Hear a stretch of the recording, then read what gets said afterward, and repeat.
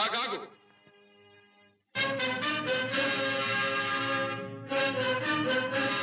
ఆచార్యదేవ, ఏమంటివి ఏమంటివి? జాతి నెపమున సూత సుతుల కింద నిలువ అర్హత లేదందువా? ఎంత మాట, ఎంత మాట! ఇది ఛాత్ర పరీక్ష గాని క్షత్రియ పరీక్ష కాదే. కాదు, కాకూడదు. ఇది కుల పరీక్ష ఎందువా? నీ తండ్రి భరద్వాజుని జననమెట్టిది. అతి జుగుప్సాకరమైన నీ సంభవం ఎట్టిది. మట్టి కుండలో పుట్టితివి కదా. నీది ఏ కులము?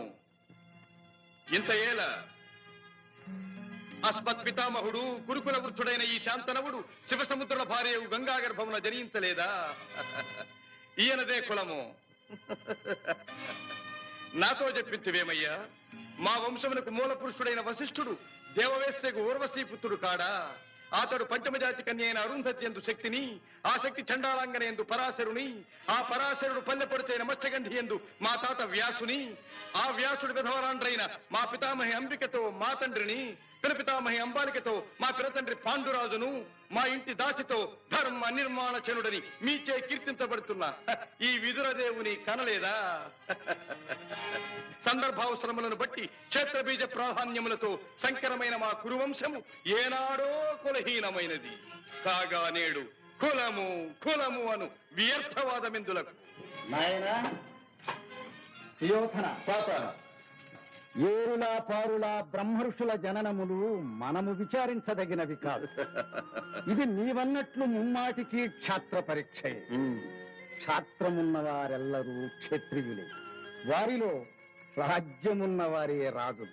అట్టి ఈ కురురాజ పరిషత్తులో పాల్గొనుటకు అర్హులు. ఓహో, రాచరికమా అర్హతను నిర్ణయించున్నది.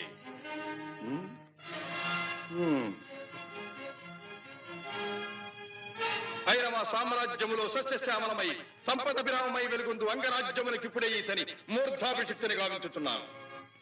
సోదరా దుశ్శాసన, అనర్ఘనవరత్న శక్తి కిరీటమును వేగము గదెము. మామా గాంధార సార్వభౌమ, చురిచిన మణిమయ మండిత సువర్ణ సింహాసనమును తెప్పింపము. పరిజనులారా, పుణ్యభాగీరథీ నదీతో అందుకొనుడు. కళ్యాణ భక్తులారా, మంగళ సూర్యారోములు సుస్వరముగా మ్రోగనిండు. వందిమాగధులారా, కర్ణ మహారాజును కైవారములు గావింపుడు.